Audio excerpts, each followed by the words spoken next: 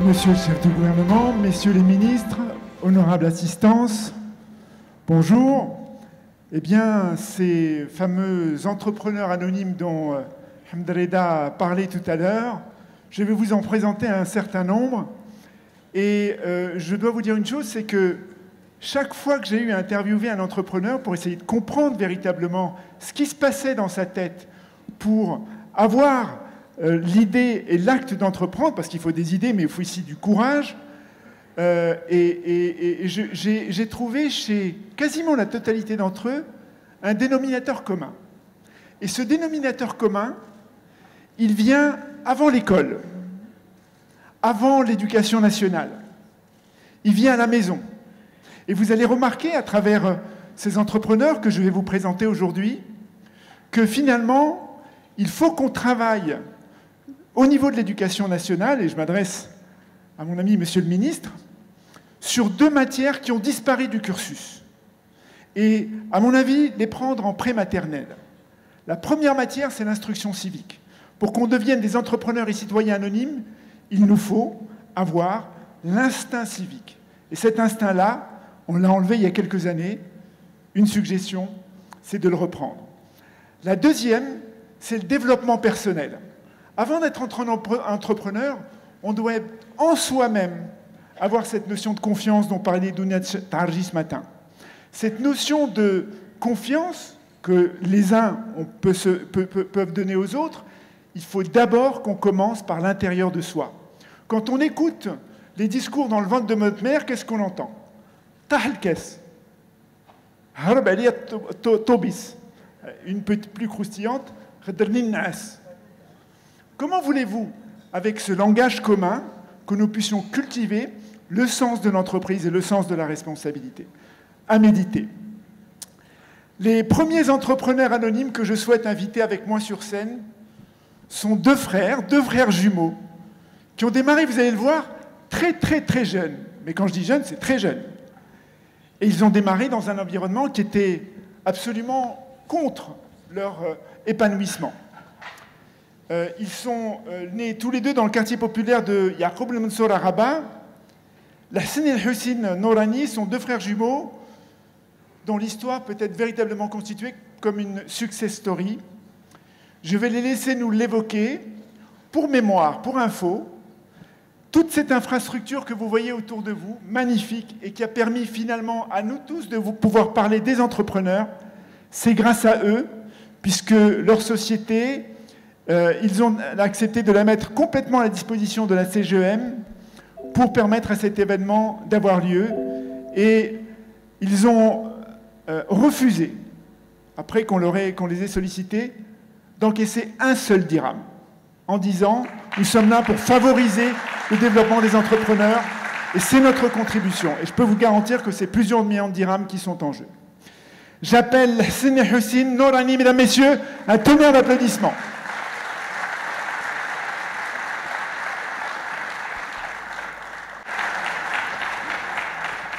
Donc Lahsen et Hussein, je vous ai chacun d'un côté. عاودوا لينا كيفاش بدات الفكره ديالكم باش قررتوا انكم تكونوا مستثمرين. Bonjour tout le monde. Hussein Nourani, on est deux frères jumeaux. On a commencé vraiment à l'âge de 11 ans, mais vraiment 11 ans. Notre première action marketing, c'était à Douar al-Koura, Yaqub Mansour. Comme notre père était un petit commerçant à Douar al-Koura, qui était un quartier de bidonville, 100% bidonville.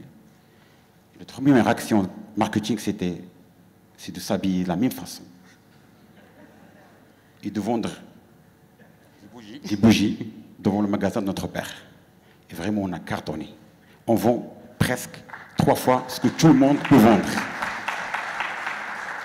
Pour aider bien sûr notre père, parce que nous sommes une famille nombreuse, on est 9 personnes, 9 frères et sœurs. Mon père, il avait un magasin de 6 mètres carrés dans le quartier de Douar al-Koura au bidonville, quartier bidonville. Ce qui est très important dans tout ça, c'est qu'à partir de l'âge de 12 ans, je me rappelle bien, on a demandé à notre père un petit capital pour commencer notre propre projet. Parce qu'on ne veut plus donner notre argent à notre père. En rigolant, mon père nous a donné 90 dirhams. Exactement. 90 dirhams en rigolant, parce qu'elle a cru qu'on va acheter des bonbons, des... je sais pas quoi. Sauf que les 90 dirhams, ils sont devenus 1000 dirhams, 2000 dirhams, 5000 dirhams, 100 000 dirhams, 1 million de dirhams. TLS. Il ne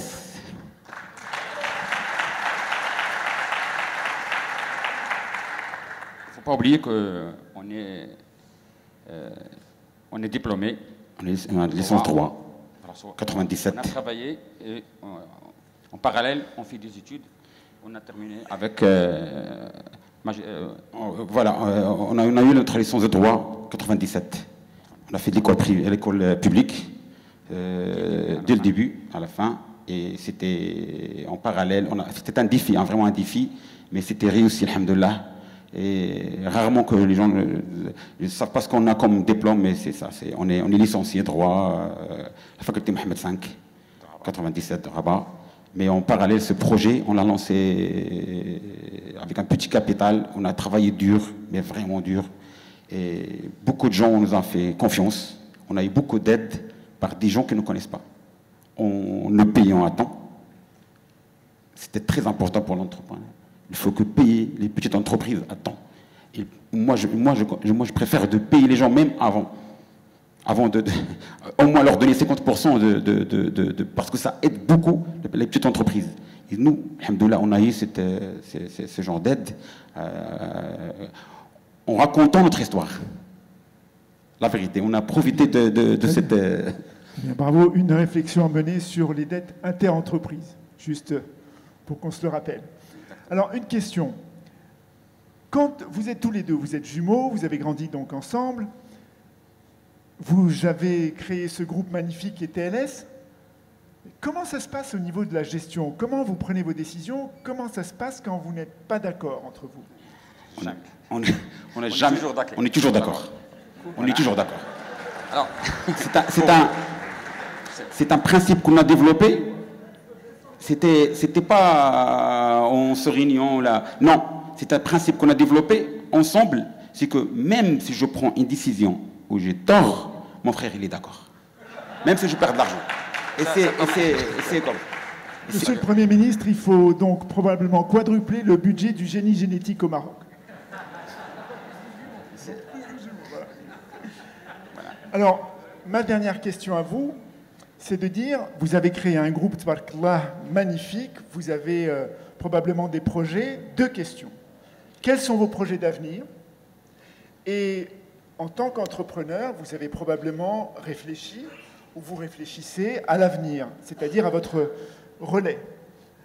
Comment vous allez faire que ce grand groupe qui est le groupe TLS va pouvoir perdurer dans le temps? On en a parlé avec Sibn Brahim tout à l'heure.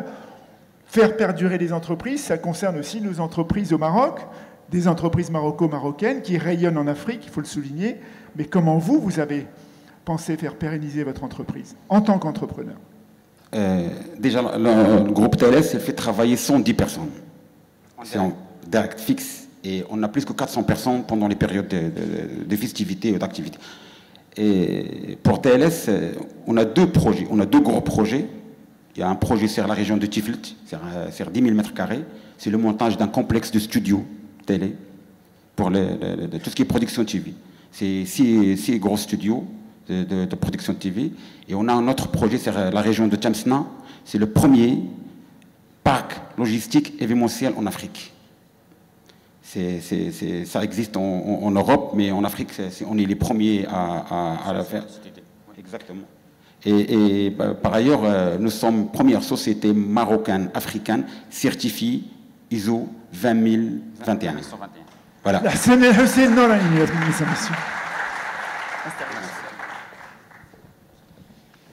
Bien, mon deuxième invité est une invitée qui est une jeune femme qui m'a vraiment impressionné. Et c'est vrai qu'on en rencontre beaucoup au Maroc qui sont cachés dans des écoles, dans des universités. Elle a eu la chance d'être au bon endroit au bon moment pour avoir une évolution et un parcours d'entrepreneur absolument atypique et magnifique. Je vous demande, mesdames, messieurs, de voir le film qui va être présenté tout de suite, s'il est lancé.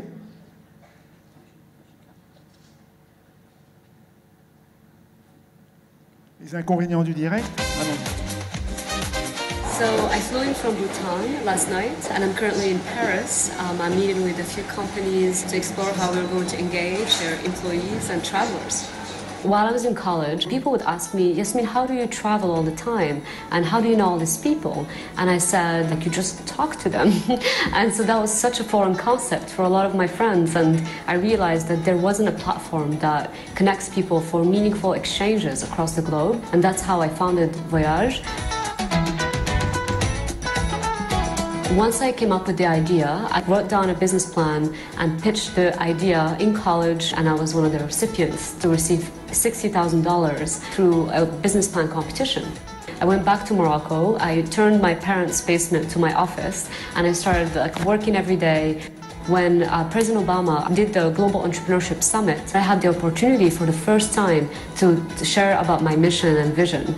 I was sitting right next to Vice President Joe Biden. At that point forward, it was much easier to meet anyone who I wanted to meet just by reaching out to them. My vision for Africa is big. I very much look forward to develop the concept all across the continent. I believe that if we can democratize mobility for people to connect across the continent, it will be much easier to have. Mesdames, Messieurs, je vous demande d'accueillir Yasmin El-Baghari.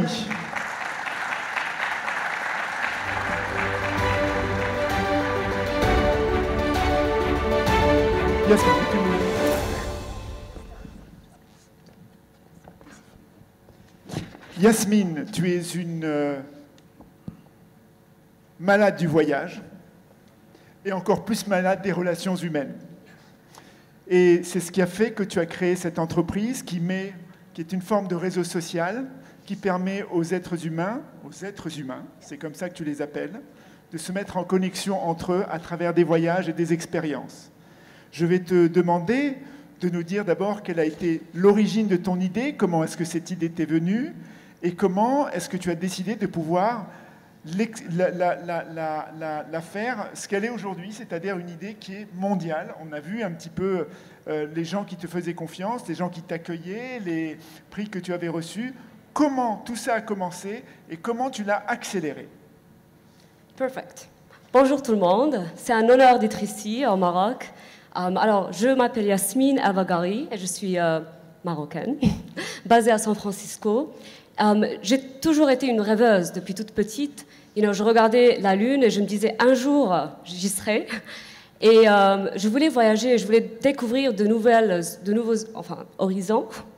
Et je suis partie à l'âge de 17 ans aux États-Unis, au Kansas, au milieu de nulle part, afin de briser les stéréotypes sur le Maroc. Et c'était grâce au gouvernement américain qui m'a donné une bourse pour y aller. Ensuite, au Kansas, j'ai découvert qu'il y avait beaucoup de stéréotypes sur le Maroc et l'Afrique et le monde musulman. Alors, j'ai décidé de prendre un bus, Greyhound Bus, for those who've been in the US. Et j'ai visité tous les 50 États et je restais avec des familles d'accueil. Et j'ai découvert l'importance de briser les stéréotypes à travers les relations humaines.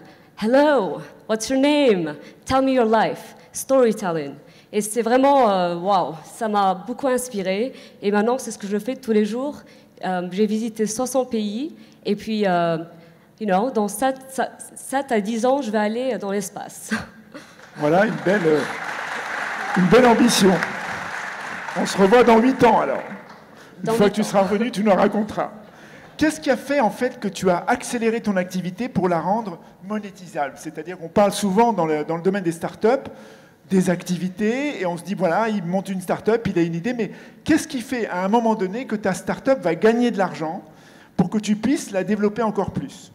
Donc d'abord, j'ai reçu des fonds à travers mon université aux États-Unis. J'étais à Hampshire College et j'ai fait un stage à Harvard. Et vraiment, j'avais ce rêve de connecter le monde pour la paix. Et j'ai reçu un fonds, voilà, et j'ai pu prendre une année off pour revenir au Maroc et commencer à vous rencontrer, tout le monde, et faire des partenariats avec des universités, des entreprises, des compagnies aériennes, afin de connecter les salariés et connecter les voyageurs, et puis connecter le monde à travers des communautés Alors par exemple, aujourd'hui, on est 2000 personnes. Comment on va rester en contact après aujourd'hui? Alors on va matcher les gens à travers les valeurs, à travers leur centre d'intérêt et leur, psychology. Donc on pose des questions et on arrive à matcher les gens dans des communautés online to offline. Parce que la technologie, c'est un outil, et à la fin de la journée, it's about human connection, les relations humaines. Un bel exemple d'entrepreneuriat socio-psychologique. Yasmine Belgari, mesdames, messieurs.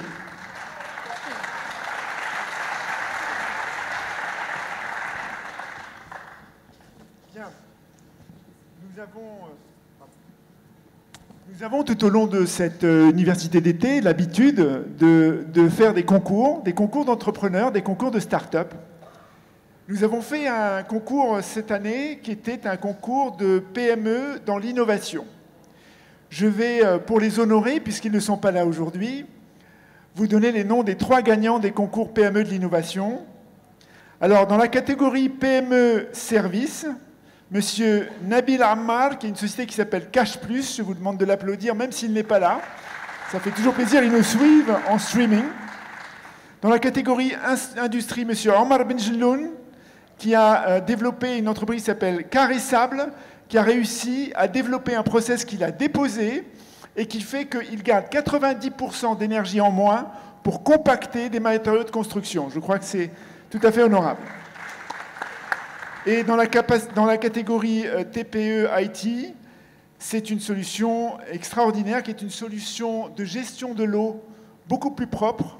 Cette entreprise qui est pilotée par Omar Benjeloun. Attendez, je me suis confondu dans les noms, excusez-moi.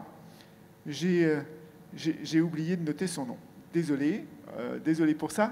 Alors, cette entreprise est en train d'exporter son savoir-faire aux États-Unis, en Europe et en Amérique du Sud. C'est tout à fait louable. Désolé pour le nom, mais on peut quand même l'applaudir. Ensuite, je vais vous présenter une personne, puisque nous avons fait un...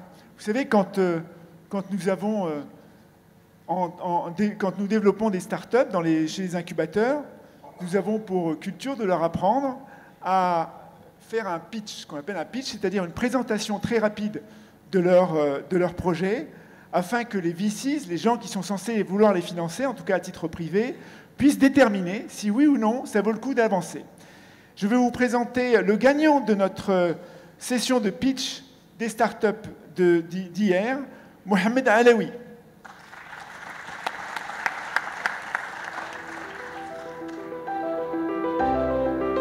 Alors, Si Mohamed, on va faire un exercice avec Si Mohamed qui est un exercice de pitch. Je vais demander à Si Mohamed de faire un pitch de 75 secondes sur son entreprise. Et vous allez voir de quoi ça a l'air. Si Mohamed, à toi.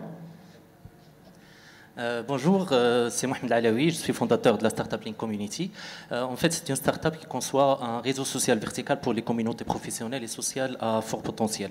Et aujourd'hui, en fait, le concept, c'est qu'on fait doter un gestionnaire de communauté n'importe laquelle, avec les outils nécessaires pour qu'il puisse créer un espace d'inspiration dans leur communauté. On a commencé petit en 2018, incubé par la Factory, et aujourd'hui, en fait, on compte déjà 12 communautés qui nous ont fait confiance, dans des grands groupes, soit des gestionnaires de grands parcs ou des administrations publiques. Aujourd'hui, par exemple, on lance déjà un réseau social pour le personnel de santé, avec le ministère de la Santé, qui va en fait faire en sorte de regrouper tout le personnel de santé dans un monde où ça parle vraiment santé. Et notre dernier bébé, c'est CGM Business. En fait, c'est une plateforme aujourd'hui qui va être lancée entre la start-up et CGM pour regrouper tout le tissu économique national au sein d'une application où il y a beaucoup d'inspiration, beaucoup de networking, beaucoup d'opportunités de business, histoire de fluidifier la communication avec tout le monde. Merci. Bravo aussi, installe-toi, je t'en prie. Badr Fikri. Badr Fikri est le gagnant du hackathon de l'an dernier. Pour ceux qui étaient là, Monsieur le Premier ministre, vous étiez présent, vous avez même fait des photos avec les jeunes qui sont montés sur scène et qui avaient gagné le hackathon de l'année dernière. Eh bien, Badr Fikri, j'ai voulu faire monter sur scène le gagnant du hackathon de l'an dernier pour savoir ce qu'il était devenu et savoir comment un gagnant de hackathon au sein de la CGM peut évoluer. Badr Fikri.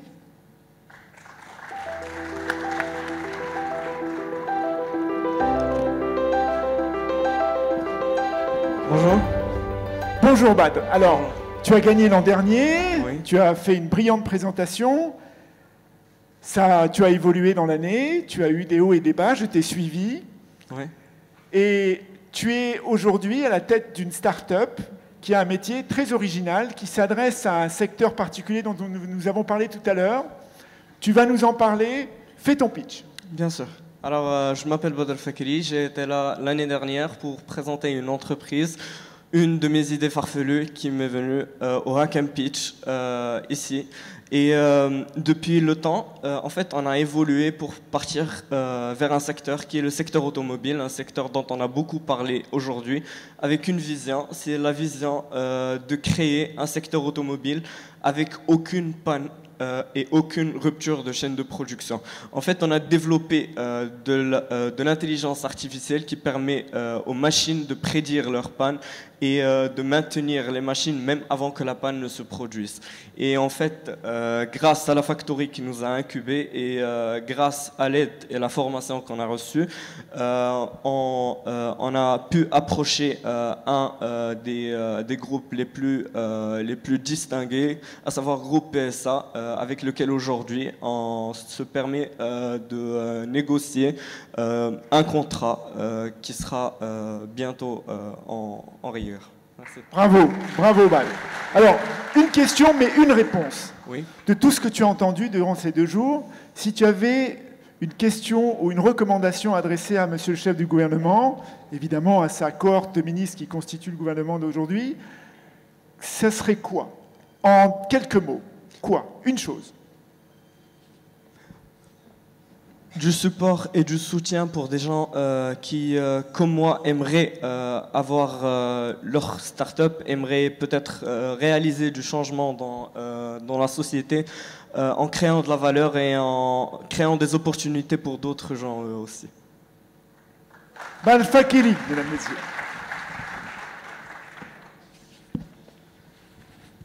Le prochain start-upper, on a presque terminé, est une start-upeuse.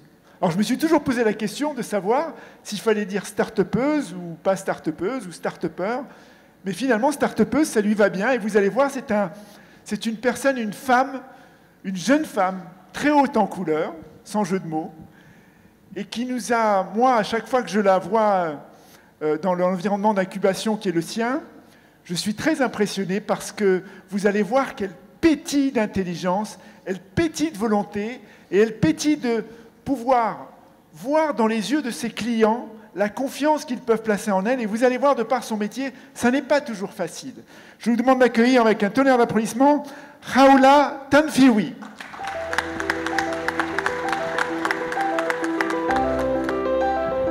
Salut Khaoula. Salut, salam alaikum tout le monde. Oh, c'est difficile. Très bien, Khaoula, alors tu vas nous parler, tu vas nous faire le pitch de ta start-up, tu vas nous dire pourquoi tu y as réfléchi, moi je sais, mais tu vas l'expliquer pourquoi ta start-up peut être transversale sur pratiquement tous les pans de l'économie marocaine, parce qu'elle s'est intéressée à quelque chose, mesdames, messieurs, qui est fondamental dans chacune de nos sociétés, notamment notre société marocaine, mais chaque société africaine est concernée, parce que c'est un élément, malheureusement, que les Européens, les Américains, les Sud-Américains n'ont pas, les Asiatiques non plus, quoique un petit peu. Mais par contre, nous, en Afrique, on l'a. Et Khaoula va vous expliquer de quoi il s'agit. Salam alaikum, je suis Khaoula Tanfioui. Je suis fondatrice de la start-up Bots Factory. C'est une start-up qui a développé une technologie dans tout ce qui est messagerie automatique instantanée en utilisant l'intelligence artificielle conversationnelle. C'est quoi exactement? En fait, c'est tout un petit programme qu'on a développé qui peut servir comme assistant commercial, assistant client, SAV, qui peut faire de la maintenance. Et c'est en destination de plusieurs secteurs. Je suis sûre que vous vous posez la question, c'est quoi? Lorsque vous vous connectez sur un site web, il y a tout un petit icône, souvent en bas à droite, qui sort. Vous pouvez poser n'importe quelle question sur l'activité de l'entreprise dans ce site web et vous aurez vos réponses. Alors, ce qu'on a fait d'innovant chez nous, en utilisant l'intelligence artificielle, c'est que, en fait, il y a un robot qui vous répond. D'ailleurs, c'est le programme qu'on a fait, non seulement en langue structurée, qui sont français, anglais ou bien arabe classique, mais en dialecte marocain. Pourquoi? Parce qu'on s'est dit, pour qu'une entreprise ou bien un business réussisse, il doit être là où ses clients y sont. Et aujourd'hui, tout le monde est en ligne. Les gens passent souvent du temps sur leur téléphone portable qu'avec leur propre famille.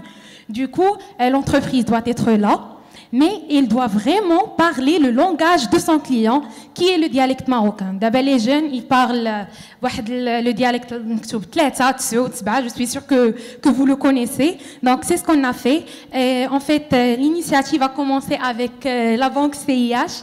Lors d'un hackathon en 2017, Open Innovation, qui a été fait par CIH et organisé par la Factory, on a pu pitcher pour la première fois le projet. Et après, je vais dire des mois d'accompagnement et de mentoring de la part de la Factory et des cadres de CIH aussi, on a pu avoir notre premier prototype et avoir notre premier bon de commande. Et c'est là où l'aventure commença. Walakin, c'était pas facile du tout. Pourquoi? Parce qu'en fait, j'étais en 5e année de l'ENSA. D'ailleurs, dès que j'étais petite, je voulais toujours révolutionner quelque chose. Comme on dit en arabe, je ne savais pas. Du coup, en fait, à l'ENSA, j'ai participé pour la première fois à un hackathon. C'était organisé par la Factory et c'est là que j'ai découvert pour la première fois le monde de l'entrepreneuriat. Tout ce que je savais, c'est qu'il a participé à l'hackathon à Mark Zuckerberg. Du coup, j'ai dit, je vais participer. Le problème, c'est que je n'ai pas gagné cet hackathon-là. Mais puis après, il y aurait d'autres hackathons que j'ai pu gagner, et celui de CIH. Mais pour prendre la décision d'entreprendre, c'était difficile parce que, comme vous savez, les mamans marocaines, on va me dire des diplômes, il faut travailler, surtout qu'il y avait des opportunités du travail, je vais dire dream job, et il fallait bien réfléchir, et c'est là où vient le rôle des mentors. Bah, je vais dire, il y a mon père, et il y a en fait Mehdi de la Factory, que je considère comme un grand frère, je ne sais pas s'il est là ou non. Donc ils m'ont beaucoup aidé pour prendre la décision d'entreprendre. Et alhamdoulilah, à titre d'aujourd'hui, on est une équipe de 7 personnes. La Corpo nous a donné une opportunité. J'ai pu donner une opportunité à d'autres personnes pour travailler avec nous. Et aussi, à titre d'aujourd'hui, on a eu d'autres bons de commande de la part de grands corporates marocaines. Et comme l'OCP, par exemple. Je le dis toujours parce que c'était un rêve. Donc, et le plus important, c'est que j'aimerais bien remercier toutes ces corpos. Pourquoi? Parce qu'ils paient à temps, comme vous avez dit. Et non seulement ils te donnent le bon de commande et ils te laissent se casser la tête, mais ils nous mentorent et ils nous aident à rendre notre solution mature avec eux. Et j'invite toutes les autres corpos qui sont présentes aujourd'hui de venir nous voir, de donner l'opportunité à des entrepreneurs. Et je suis sûre et certaine que Maradich, vous n'allez rien perdre. Vous allez oui, mesdames, messieurs. Bravo. Prendre le risque de faire confiance. Je ne sais pas si vous avez perçu la puissance de ce message que Dounia nous a passé ce matin. Prendre le risque de faire confiance. Nous sommes tous à la tête de corpo. Nous avons tous eu la chance, en tout cas au sein de la CGM, d'avoir fait évoluer nos entreprises. Ces jeunes que vous voyez devant vous n'attendent que vous, n'attendent que nous. Merci d'en tenir compte. Alors, les 2 dernières personnes que je souhaite appeler sur scène sont 2 personnes qui ont un rôle absolument extraordinaire. Évidemment, au Maroc, il y en a des centaines. Mais il y en a qui sont quand même particuliers. Et je souhaite faire monter sur scène d'abord une personne qui a travaillé beaucoup entre le privé et le public, et puis la deuxième qui travaille pour un organisme public, pour dire que le public fait aussi son travail, et il le fait souvent très très bien. J'appelle M. Nabil Ben Soukroun.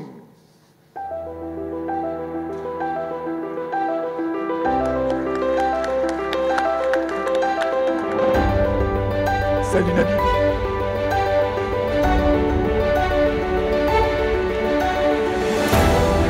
Alors Nabil, il a un CV qui fait 4 pages, donc je vais y aller très rapidement. Fondateur de l'École nationale de commerce et de gestion NCG à Casablanca, directeur de laboratoire de recherche de biotechnologie, Monsieur le Premier ministre, pour les jumeaux. Chercheur et directeur de recherche avec 70 publications scientifiques, 120 communications, 18 thèses de doctorat encadrées, 100 masters encadrés, c'était un PhD, donc un monsieur, il faut l'appeler docteur. Il a travaillé dans des domaines absolument fabuleux. Il a travaillé sur le cancer, il a travaillé dans la biochimie, il a travaillé, il a été vice-président de l'université Hassan II de Mohammedia Casablanca. Enfin, il a fait un tas de choses. Et ce que j'ai voulu qu'on honore aujourd'hui chez Nabil, c'est sa capacité à faire grandir des entrepreneurs de tous bords. C'est-à-dire qu'il va nous l'expliquer tout au long de son parcours. Il a eu la rage, véritablement, de prendre des jeunes, que ce soit, on va le voir, pour faire du petit commerce, ou pour créer des entreprises, ou pour se développer, et de les mentorer. On a entendu l'expression de mentoring par Haoula tout à l'heure. Malheureusement, c'est un mot qui n'existe pas ni en français ni en arabe. Mentor. Mentor, c'est quelqu'un auquel on fait référence et qui vous accompagne dans votre évolution, dans votre voyage vers l'entrepreneuriat. Nabil, à toi la parole. Explique-nous comment t'es venue cette idée de développer le mentoring auprès des jeunes et comment tu la pratiques au quotidien. Merci tout d'abord, Monsieur le ministre, chef de gouvernement, Monsieur le ministre, mon ancien ministre de l'Éducation nationale, de la formation professionnelle, de l'enseignement supérieur de la recherche scientifique, Messieurs les ministres, Mesdames et Messieurs, Madame la Présidente de l'Université, Madame la Présidente du Fonds Hassan II, directeurs généraux, président et Madame la directrice de l'ISCAE où nous sommes aujourd'hui. C'est un plaisir d'être parmi vous. Donc, j'ai des cheveux gris, oui, mais je suis quand même jeune. Je suis toujours jeune, je me considère jeune. J'ai un peu plus, mon âge est supérieur, un petit peu plus grand que ceux qui sont là, mais de toute façon, je me considère toujours jeune. Donc moi, j'ai un parcours assez particulier, diversifié, intéressant. Les gens qui me connaissent savent que je n'aime pas parler de ma personne, mais il y a beaucoup de jeunes ici. Et en fait, l'idée, c'est d'essayer d'inspirer les jeunes, parce que c'est l'inspiration qui est importante. Donc, d'où est venue l'idée? Donc, moi, je pense que je suis chanceux, très chanceux, parce que je suis né dans une famille avec des parents instituteurs, donc c'est des éducateurs. Donc, je pense que c'est de là, réellement, où c'est l'éducation. Au sein de la famille. Après, il y a quelques étapes dans ma vie qui étaient marquantes. Donc, en tant que chercheur, moi, j'ai diversifié ma formation. Je suis biologiste, comme vous avez dit, et moléculariste. J'ai diversifié ma formation. J'ai obtenu 3 PhD et une habilitation à diriger les recherches. Ça, c'est quelque chose que les gens ne savent pas. J'ai été accueilli comme premier chercheur marocain au National Institute of Health les années 90 et c'est toujours le plus grand, la plus grande institution de recherche au monde avec un budget annuel qui dépasse le budget du Maroc. Donc ça c'est quelque chose de marquant. Donc ça m'a marqué et c'est de là où j'ai vu que accompagner les jeunes c'est quelque chose d'important. Le système américain offre la chance à ceux qui travaillent, à ceux qui arrivent qui ont des idées et qui arrivent à aller de l'avant. Donc c'est pour ça que depuis j'ai aussi été appelé pour revenir ici au Maroc, des États-Unis. Donc le NIH, c'est le National Institute of Health à Bethesda, Maryland. Et j'étais appelé à revenir au Maroc. À l'époque, c'était le démarrage des facultés de sciences et techniques. C'était une belle période. Et j'ai été impliqué dans la mise en place de la faculté de sciences techniques de Mohammedia. C'est là où j'ai démarré quand même comme professeur mes activités pédagogiques, d'enseignement et de recherche en fondant un laboratoire, en essayant quand même bon, les choses avancent. Le Maroc se développe. Le Maroc se développe, il y a une dynamique importante oui. Et alors nous avons vu l'évolution des choses depuis. Comment vous faites? Vous avez une cohorte de jeunes dans vos promotions ou à l'extérieur de vos promotions, dans les différentes associations que vous accompagnez. Comment vous faites? C'est quoi votre méthode pour pouvoir faire en sorte qu'il y ait le maximum de jeunes possible qui embrassent l'entrepreneuriat, ce qui n'est pas toujours simple? D'accord. D'abord, nous avons créé un incubateur à l'École nationale de commerce-gestion Casablanca qui était un rêve que j'ai quand même réalisé, concrétisé. Il existe. C'est une des structures de l'université, puisqu'il y a un écosystème au sein de notre université, un écosystème entrepreneurial. Et l'a cité Madame la Présidente de l'université tout à l'heure. Donc, j'invite les jeunes quand même à tirer profit de cet écosystème.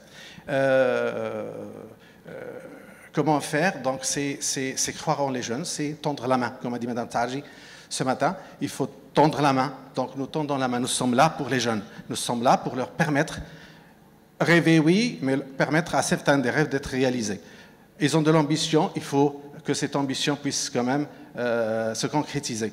Ils veulent innover, il faut les pousser à innover. Ils ne pensent pas qu'ils ont une capacité différente des autres, mais certainement certains l'ont. Donc il faut veiller, essayer de la faire émerger. Donc c'était ça notre rôle. Donc au sein de cet incubateur, donc c'était dans une école de commerce-gestion, l'école de commerce-gestion de Casablanca que j'ai fondée, que j'ai dirigée pendant pratiquement 12 ans, est une école que j'ai laissée, je ne suis plus directeur, avec quelques 3600 étudiants, et nous avons sorti plus de 3600 lauréats. Donc tous insérés et beaucoup d'entreprises créées. Donc, ma grande satisfaction, c'est de voir des gens qui font des jeunes qui suivent des formations en finance, en commerce, en gestion, produire et devenir producteurs. Parce que nous manquons réellement au Maroc d'entreprises productrices. Donc, il faut produire encore, pousser les gens à produire, pousser les gens. Donc, c'est une entreprise qui a créé un filtre de purification d'eau. Et il est dans le marché, il a été commercialisé. Donc ma fierté, c'est de voir, disons, de pousser les jeunes, de la sensibilisation à l'entrepreneuriat vers la création d'entreprises, vers la commercialisation de produits de ces jeunes. Voilà. Monsieur le ministre, une idée supplémentaire, une incubation accélérée au sein des universités pour former des étudiants qui pourraient devenir de jeunes entrepreneurs ou qui deviennent de jeunes entrepreneurs au sein de l'université. Merci infiniment, Sinabil. Merci. Je peux ajouter un petit mot? Bien sûr. Parce qu'il y a tout ce panel. Nous parlons de modèles de développement. Nous avons, donc c'est le sommet de l'État, c'est notre souverain qui pousse à ce qu'on puisse avoir un nouveau modèle de développement. Et le débat est là, le débat est important, parce que c'est excellent de débattre, mais il est important aussi de réfléchir à un modèle éducatif, Monsieur le Ministre, un modèle éducatif, un nouveau modèle éducatif qui est différent de l'ancien. Un modèle, je vous salue comme que vous a salué notre président tout à l'heure, quant à la loi qui est passée, vous et Monsieur le chef du gouvernement, mais un modèle éducatif nouveau et qui va de l'éducation jusqu'à l'enseignement supérieur et qui est pour la promotion de la recherche scientifique. Parce que sans promotion de recherche scientifique, il n'y aurait pas de développement. Ça, c'est une certitude. Nous avons vu évoluer les budgets, les structures de la recherche scientifique, mais ça reste quand même en dessous de ce qui est souhaité pour qu'on puisse quand même se développer. Pour les jeunes, je ne sais pas si j'aurai la parole ou pas après, mais pour les jeunes, il faut quand même qu'ils aiment bien, qu'ils aiment encore plus ce pays que nous aimons tous, le Maroc. Ils doivent aimer le Maroc, ça c'est un. Il faudrait qu'ils soient ambitieux, il faudrait qu'ils soient travailleurs, parce que sans travail, les idées ne suffisent pas, l'ambition ne suffit pas, donc il faut qu'ils travaillent pour qu'ils puissent aboutir et ils réussiront. Et nous aurons un bon développement économique. Bravo Sinabil, merci infiniment. On retiendra l'instruction civique, la culture, l'instruction civique, l'amour de sa patrie. Mon dernier invité est un jeune homme qui m'a impressionné le premier jour que je l'ai vu, puisqu'il était en train lui-même de pitcher à ces jeunes entrepreneurs, ces jeunes start-upers au sein de différents écosystèmes d'incubation que j'ai eu l'occasion avec le président de la CGEM de visiter. Il a cette capacité absolument incroyable de convaincre les jeunes qui sont dans le bon sens, de les encourager et encore plus, puisqu'il fait partie d'une grande administration qui est la NRT, à travers un centre qu'ils ont créé qui s'appelle le Soft Center, de mettre en relation les jeunes pousses, les jeunes entrepreneurs, les grands groupes corporate et également le marché de la recherche dont Sinabil a parlé tout à l'heure. Je vous demande d'applaudir Jamel Benhammo, le directeur général du Soft Center.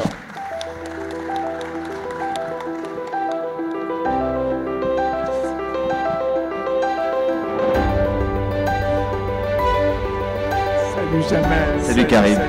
Salut. Jamel, tu as toute la journée autour de toi. Moi, j'ai visité le Soft Center à Rabat. On a beaucoup travaillé ensemble pour aller visiter les centres de recherche et développement des universités pendant cette année.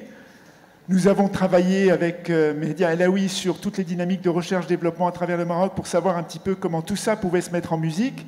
Et tu es finalement, selon moi, selon ce qu'on a retenu de toi, un chef d'orchestre, c'est-à-dire quelqu'un qui met les gens entre eux, un petit peu comme Yasmine le fait avec les êtres humains. Tu mets les différentes entités, qu'elles soient publiques ou privées entre elles, et tu encourages les entreprises, les jeunes pousses, à travailler à la fois dans le secteur privé, mais aussi dans le secteur public. Explique-nous comment tu fais. Merci à tous pour votre présence aujourd'hui, puis surtout aussi merci à tous pour vos contributions respectives. Alors comment est-ce qu'on fait? On n'est pas seul en fait à le faire. Il y a le Soft Centre, il y a aussi la NRT, puisqu'on est présidé par la NRT qui est extrêmement engagée. Les membres du conseil d'administration aussi n'officient pas uniquement derrière un bureau, ils actent aussi avec nous. Il y a aussi la confiance des corporates et puis des startups.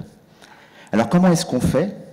La première des choses qu'on fait avec ces jeunes-là, c'est de développer, on leur demande de développer une capacité d'observation de leur environnement, pour qu'ils soient en phase avec l'environnement. Plutôt que de penser à une idée qui puisse être innovante, on leur demande d'identifier un problème qu'ils ont pu déceler chez un client, qui soit particulier ou corporate. Donc beaucoup de capacité d'observation.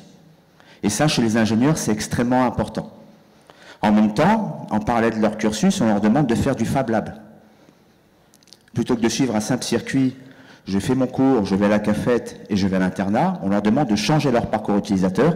Je fais mon cours, je vais à la cafette pour prendre effectivement une pause, je pars au Fab Lab, j'essaie de sortir quoi que ce soit, que ça marche ou que ça ne marche pas, je m'essaye à essayer de construire une idée. Et ensuite, on les accompagne pour qu'ils apprennent à identifier un problème. Et je vais prendre un exemple tout simple, parce qu'effectivement la palabre peut continuer très longtemps comme ça, mais je vais prendre un exemple tout simple. Et je suis très content que ces strats soient présents, parce qu'au niveau du Soft Centre, donc on ne garde pas notre langue dans la poche. C'est vrai que Madame Targé, vous avez totalement raison. On en parlait avec, pas plus tard qu'il y a 2 semaines, Si Hazibi Azharab, qui est le directeur de la NRT et le président du Soft Centre, et il me disait, Jamal, il faut absolument qu'on puisse faire le maximum pour que ces jeunes aient confiance en eux. Parce que si on ne leur donne pas confiance, ils partent ailleurs, parce qu'ailleurs, effectivement, on arrive à les valoriser. CIH Bank a fait ce pari. Aujourd'hui, au niveau du Soft Centre, on est quand même parfois un petit peu étonné, là, ça n'engage que moi, de voir encore des corporates faire appel à de grosses structures IT internationales pour développer des innovations. CIH Bank a fait le pari d'aimer son pays, parce qu'elle a confiance en son pays, elle a fait le pari de faire appel à des startups. Depuis 3 ans, donc on les accompagne sur leur programme d'Open Innovation, puisqu'on syndique aussi les incubateurs, on fait aussi travailler les incubateurs. Ces innovations, aujourd'hui, elles ont pris 3 ans à être développées. C'est vrai qu'en faisant appel à des structures étrangères, ça aurait pris 1 an. Mais en quelque sorte, on aurait colonisé notre savoir-faire intellectuel. De manière toute simple, on l'aurait sous-traité. Ces startups-là, aujourd'hui, sur des domaines très simples, une problématique identifiée avec CIH Bank, c'est l'analphabétisme littéral et numérique. Comment permettre à une grande frange de la population de pouvoir utiliser des services numériques par le simple fait de la voix. Vous allez me dire, on connaît, il y a Siri, il y a Alexa. Sauf que Siri et Alexa ne traitent pas la Darija. Nullement. Donc on a discuté avec CIH, la LIDEC, le ministère de l'Administration des services publics et autres, et CIH s'est porté leader sur le sujet. On a donc sélectionné une start-up, pour ne pas citer le nom, et des compétences de recherche universitaires. En 3 ans, le moteur est sorti. Je peux en parler puisque M. Rahou en avait parlé lors de la conférence de presse de janvier. Dans quelques semaines, vous pourrez interagir avec votre application en Darija. Donc voilà, on essaie de faire développer le capital confiance chez le corporate, chez la start-up, mais il y a aussi un point extrêmement important, c'est le capital erreur. On n'arrêtera jamais de le dire, on ne peut pas prédire l'avenir. On peut faire des roadmaps, on peut faire ce qu'on veut, mais il faut le créer. Et ce qu'on a adoré chez ces startups et chez effectivement CIH Bank, il y a d'autres acteurs avec qui nous travaillons. Il y a la NRT, on a travaillé aussi avec la CNSS, on travaille avec la DEPP qui a un énorme programme de transformation digitale. Tous ces organismes publics et privés ont fait le pari de travailler avec ces startups. Et ça permet de faire quoi en fait? On ne va pas faire de l'open innovation sur du simple bon de commande, on est vraiment sur des programmes assez consistants avec de l'IP, à un tel point que la plupart donnent l'IP à la start-up. Ces start-up aujourd'hui, elles ont besoin, pas uniquement de bons de commande, d'un accompagnement pour avoir une référence tangible. Ces start-up que j'ai connues il y a 3-4 ans, où il y avait 2 plantins dans une salle de 5 mètres carrés, sont aujourd'hui devenues des PME avec 30 personnes, tenez-vous bien, qui font 60% de leur chiffre d'affaires à l'export. Ceux qui ont travaillé sur les applications mobiles, sur des procédés qui répondent à des problématiques marocaines, mais qui sont aussi générales à l'Afrique, ont été contactés par les donneurs d'ordre africains et se sont effectivement exportés. Si on s'ouvre à elles, tout ce qu'elles demandent, j'ai une expertise. Vous avez, vous, effectivement, en tant que dirigeant âgé, l'expertise de la vie, l'expertise en termes de gestion, chose qu'a fait CIH. J'ai besoin d'avoir un processus de financement assez rapide, chose qu'a fait CIH et les autres. J'ai besoin d'avoir une référence tangible. Mais ce qui est encore plus formidable chez ces corporates, c'est qu'elles leur ont dit, vous avez développé la solution, ne bougez pas. On a vu des corporates prendre leur téléphone, et je parle encore dans le cas de CIH Bank, appeler des confrères, concurrents bancaires, en leur disant, vous savez, chez nous ça marche, on a testé. Prenez de chez eux. Bravo, bravo, bravo. Merci beaucoup. Monsieur Jamel Benhamou, mesdames, messieurs, je vous demande tous de vous lever et d'applaudir ces modèles d'entrepreneurs anonymes que vous avez devant vous. Ils sont tous de générations différentes. Bravo. Monsieur le Premier ministre, vous pourriez venir faire une photo avec eux, messieurs les ministres? Nous allons faire une photo de famille, effectivement. Une photo de famille pour encourager ces jeunes dont nous sommes très fiers. Monsieur le Président, nous vous appelons également. Monsieur le Président Salah Eddine Mzouer. Président.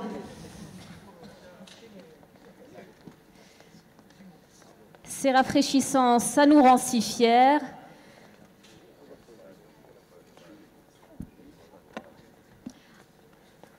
Will you promise me to invest in the youth of Morocco? Yes, I promise you. Yes, yes is the answer of Monsieur le chef de gouvernement. Bravo à vous, mesdemoiselles, messieurs. Nous allons prendre rapidement une photo de famille pour honorer cette jeunesse.